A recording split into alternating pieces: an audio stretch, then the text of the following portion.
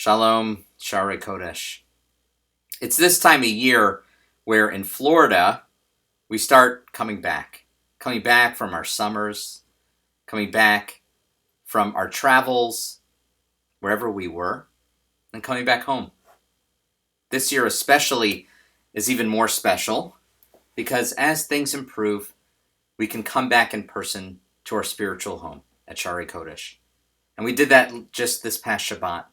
On Friday night, we had our back to shul Shabbat dinner with a really incredible crowd, great ruach for our Friday night service, and a delicious Shabbat dinner.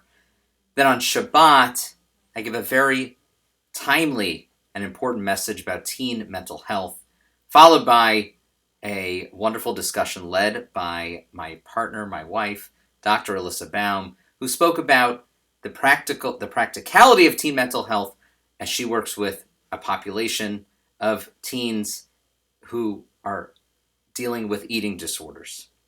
Then on Sunday, we had our first day of religious school. The incredible thing was to see our kids together in the sanctuary, blowing shofar to begin the year, seeing familiar faces, and also seeing many new faces and welcoming them in. But I wanted to talk about that idea of welcoming in new faces, and even if you're a familiar face coming back after having not been here for a while. In this week's parashah, Tavo, we read about this interesting character, the farmer.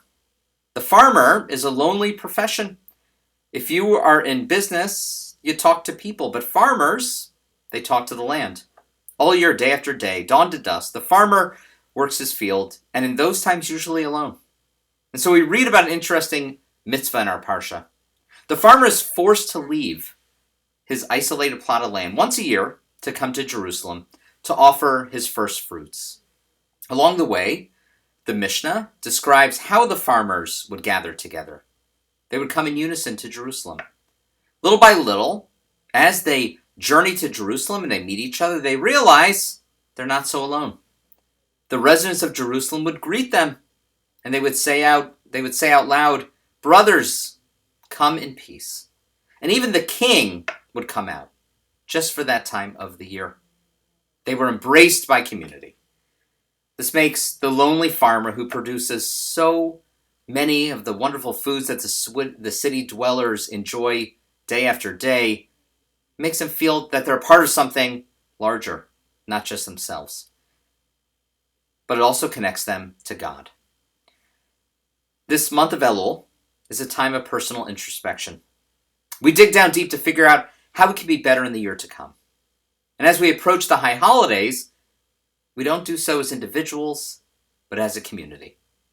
We're about to enter the next phase of the high holiday experience as we begin to say Slichot on Saturday night. Slichot is a series of prayers that we say every morning during the week preceding Rosh Hashanah. And it's in this service that we say the familiar confessionals that we say over and over on Yom Kippur as we beat our chest. Ashamnu, we have trespassed, Bagadnu, we have dealt treacherously, Gazalnu, we have robbed, and so on and so forth. And recently I heard a beautiful teaching. As we strike our chests, what are we trying to accomplish? We knock on the hearts as we knock on doors, with the hope that just as we knock on a door and the door opens, so too will our hearts open. And there's a very interesting line in one of the confessionals that we say in Yom Kippur, for the sin we have committed before you by hardening our hearts. As we officially kick off our high holiday season with the Slichot service, which we invite you all to join, whether if you're a night owl to go to B'nai Torah congregation for their musical concert for Slichot, or if you're a morning person and want to see a beautiful scene, service led by Cantor Hadash and me at the beach. You could look at your email for that. It's going to be a service of meditation and movement, and it's meant to open ourselves up, to open up our hearts. My blessing for all of us is that we shed the callousness that we may have developed because of the hardships that we've faced over the last 2.5 years, maybe even the loneliness that we've felt. That we knock on our hearts during this season so that we can open them up and that we welcome each other in back together at home. want to wish you all a Shabbat Shalom, and we look forward to seeing you back here at Shari Kodesh.